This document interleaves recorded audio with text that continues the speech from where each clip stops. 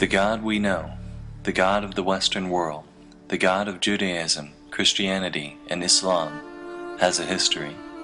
Modern evidence indicates that if you read the Bible as it is currently presented by modern religion, especially if you are reading an English translation, you aren't reading the real story. What you are reading is an edited version of that history, with additions and modifications that present that story in a different way than the evidence indicates it actually happened. According to the Bible, this God has always existed, and this God predated not only human beings, but the universe itself. According to the evidence, this God began evolving from human ideas originating from 14,000 years ago, and didn't become the one God of monotheism until 2,600 years ago, in 600 BCE. If you want to know the story that the evidence presents, the story understood and supported by the majority of religious studies professors, archaeologists, and anthropologists, the place to begin is not the Bible. It is the Enuma Elish, the Babylonian creation story, which was discovered by archaeologists in the library of Ashurbanipal and dated to have originally been written in about 1750 BCE. As this creation story demonstrates, almost all religions in Mesopotamia at that time were polytheistic. There is no trace of the existence of monotheistic Judaism at this time. In the Enuma Elish, Marduk, champion of the Babylonian gods, defeats chaos in the form of the dragon Tiamat, and then together, the Babylonian gods form the world. In the Babylonian story, the primordial world is described as formless and void. Also in the Babylonian story, light, the firmament, dry land, the sun and moon, and mankind are created in order. These details are important because, as we will see, 1,150 years later, when the Israelites are exiled to Babylon, these details become edited into both the book of Isaiah and the story of Genesis as its first chapter, the first chapter of the entire Hebrew Torah and Christian Bible. Our next point of interest is the Canaanite religion, which archaeologists have reconstructed from clay tablets found in Ugarit, an ancient port city in Syria, and whose stories are dated to have originally been written before 1200 BCE. The Canaanites were also polytheistic. Of the many gods the Canaanites worship, three in particular are important to the rest of the story. They are El Elyon, whose name means literally God Most High, and who is believed to have been the father of the other gods; Asherah, El Elyon's wife; and Baal, who is both god of storms and fertility. The god Yahweh of Israel and the culture of Israel itself still show no signs of existence in the archaeological record. Yet sometime over the next 500 years, the culture of Israel must have evolved, because it is at this time, from 950 to 850 BCE, that the contemporaries J and E began writing their independent accounts of the history of the people of Israel, which would later be combined into a single story. Beginning in Genesis chapter 2, none of what J or E writes aligns with the accounts of the Babylonians or Canaanites, whose accounts predated them by hundreds of years. Because of this, and because of the nature of the stories told, the most reasonable inference appears to be that these accounts were entirely mythical stories that the Israelites used to explain the world around them and find meaning in its cultural climate. But that all changes at Genesis chapter 12 with the story of Abraham. It is here that we finally find a connection with the religion of the Canaanites. We can see in the Hebrew version of the Torah that Abraham is said to worship El Shaddai, one of the names for the Canaanite god El Elyon. Abraham interacts with El Elyon in very personal ways that mirror the other pagan religions of the time. For example, in Genesis 18, El Elyon visits Abraham in human form and talks to him in person. His descendant Jacob has similar experiences, where he climbs to the top of a ladder to heaven and talks to El Elyon in a dream. Later, Jacob wrestles with El Elyon. Also from the Hebrew text, we can see that based on these experiences, Jacob makes El Elyon his Elohim, which is a term from the Canaanite religion which meant Jacob was making El Elyon his primary god. The only way that the usage of this term makes sense is if Jacob believed that El Elyon was just one god of many, and that Jacob was committing to this one god in order to receive special protection. In other words, it becomes clear from the terms used in the God they worshipped that Abraham, Isaac, and Jacob were polytheists or pagans. just like their pagan contemporaries in Canaan and Babylon. The worship of El Elyon fades from the Hebrew text as we enter Exodus, where he is replaced by Yahweh, who is said to have rescued the Hebrews from slavery in Egypt. The story of Exodus, particularly in its modern interpretation in the animated film The Prince of Egypt, depicts ancient Egyptians as the ultimate assholes, viciously enslaving an entire race for the sole purpose of erecting colossal monuments to their own glory.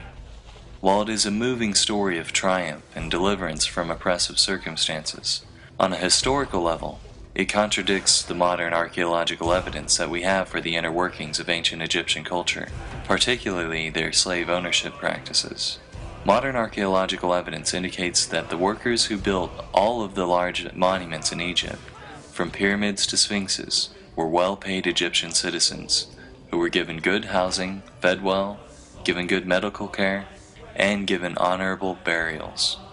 Further, while, like many ancient civilizations, the Egyptians did own some slaves, there is no evidence that they ever owned the magnitude purported by the Bible, or otherwise systematically enslaved an entire race.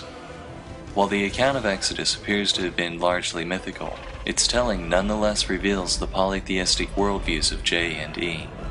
After the Hebrews are rescued by Yahweh from the Egyptians, we can see even in the English translations of Exodus that they sing, "Who is like you among gods, Yahweh?" and "Now I know that Yahweh is greater than all other gods." Exodus also established Yahweh as Israel's war god, calling him a great warrior who delivered them from Egypt. As the Torah progresses, its polytheistic nature compounds. After arriving in the Promised Land, no longer in need of help in war, but rather desiring to prosper in peace, the Israelites begin to worship once again the Canaanite fertility gods Baal and Asherah. Before reading a history of God, verses like this made no sense to me. In the English translation of the Bible, the Hebrews are presented as choosing between the Lord, Baal, and Asherah. How could the Hebrews be such idiots? Why wouldn't they worship the one God of all creation? The picture looks different when the God you're supposed to be worshiping is Yahweh Sabaoth, which means the God of the armies. Yahweh started as basically the Hebrew version of the Greek god Ares. No wonder he was obsessed with war and death in the Old Testament. That was back when he was still just their god of war. Now the picture made sense. Like the ancient Greeks, the Hebrews had a pantheon of gods they worshipped, or at least the gods Yahweh, Baal, and Asherah. We have archaeological evidence of the polytheistic nature of early Israelite culture in one of our earliest archaeological artifacts from Israel from 1000 BCE, a polytheistic cult stand from Tanakh. Despite their polytheism, there were among the Israelites some with an unusually strong devotion to Yahweh in particular, who are now referred to as Yahwehs. In times of peace, there was little motivation for the people of Israel to give much weight to the opinions of such radical devotees of Yahweh, but times of upheaval accelerated their opinions to the forefront of Hebrew culture. After the death of King Jeroboam II in about 750 BCE, the northern kingdom of Israel was in a state of near anarchy. On top of this, it was well known that Assyria wished to capture Israel in its moment of weakness. From this state of upheaval, 3 prophets arose, Isaiah, Amos, and Hosea. All 3 of them cried for devotion to Yahweh and disparaged the worship of other gods. From their prophecies, we can see how each of their versions of Yahweh had been created in their own image. Isaiah, a member of the royal family, had seen Yahweh as a king. Amos, a shepherd, had described his own empathy with the suffering poor to Yahweh. Hosea, who was suffering through marriage problems, saw Yahweh as a jilted husband who still continued to feel a yearning tenderness for his wife, Israel. Ultimately, their outcry did nothing to save the northern tribes, and they fell to Assyria in 711 BCE. But their words lived on in Hebrew scripture and the Hebrew imagination. The cult of Yahweh received another boost during the rule of King Josiah in 622 BCE. Unlike his predecessors, who welcomed an open pagan vision, Josiah was a strict Yahwist. Like the prophets before him, Josiah was convinced that Judah's social problems came from a lack of devotion to Yahweh. During renovations to the temple, Josiah's high priest Hilkiah discovered a lost book of the law, which was alleged to have been authored by Moses. This book was Deuteronomy, and given its conveniently timely discovery, as well as its linguistic features, the majority consensus of biblical scholars such as Richard Elliott Friedman is that it was a forgery. In Deuteronomy, a strict and permanent covenant to Yahweh, as well as a complete rejection of other gods, is established. It is commanded of the Hebrews that they tear down the altars and smash the idols of other gods. In response to the discovery of Deuteronomy, Josiah and his court implemented merciless reforms that officially established Yahweh as the official God of Judah. The reformers also rewrote Israelite history. The historical books of Joshua, Judges, Samuel, and Kings were revised according to the new ideology. And later, the editors of the Pentateuch added passages that gave a Deuteronomist interpretation of the Exodus myth to the older narratives of J and E. The intense hatred of other gods by Yahweh is firmly established in the rewritten Hebrew history.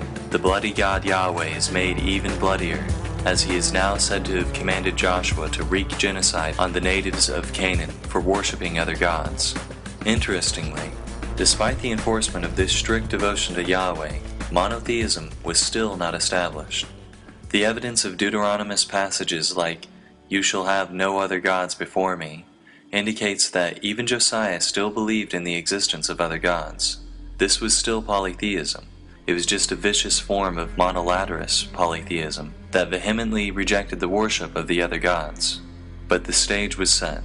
In 604 BCE, King Nebuchadnezzar II rose to power in Babylon. It was well known at this time that Nebuchadnezzar sought to conquer Jerusalem.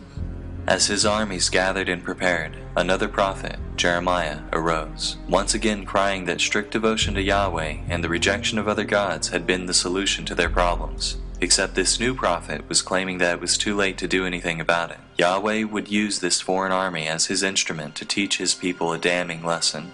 Like the prophets before him, he projected his own emotions, such as fury, onto Yahweh. As Jeremiah predicted, the fall of Jerusalem to Babylon was inevitable. The forces of Babylon were just too massive, and Jerusalem was just in too weakened a state. The temple was destroyed. The Hebrews were exiled from their country to live in Babylon. The Babylonian exile had begun. Their sense of defeat was devastating. Polytheistic gods in ancient Mesopotamia were associated with specific territories of land. When the Hebrews were exiled to Babylon, they felt they could no longer connect with Yahweh. How can we sing the songs of Yahweh while in a foreign land? Ezekiel, a prophet who arose among the exiled Hebrews, expressed how alienated the Hebrews had become. He too blamed their plight on the Hebrew people for a lack of devotion to Yahweh. It was then, at a time when the Hebrew people seemed most crushed, at a time when it seemed certain that the cult of Yahweh would surely die, it instead did something that religion has done throughout history in order to survive. It changed. A new author, who scholars call Second Isaiah, arose, and his words were appended to those of the first Isaiah. "I am the first, and I am the last. Besides me, there is no God." Monotheism was born. From this new monotheistic culture, the priestly source P arises. Israelite history is rewritten once again. Exodus is rewritten by P to say that the El Shaddai worshipped by Abraham and the Yahweh worshipped by Moses were the same God. Any references to El Elyon are explained by P as merely different names for Yahweh. The entire book of Leviticus is authored. Genesis 1 is crafted as an improved monotheistic version of the Babylonian account of creation. Second Isaiah rewrites Babylonian myths that were attributed to Marduk, such as his defeat of the dragon Tiamat, attributing them instead to Yahweh. The Torah is rebranded by P to look as if it had always been monotheistic. In 600 BCE, the God of Western monotheism, the God of Judaism, Christianity, and Islam, was born.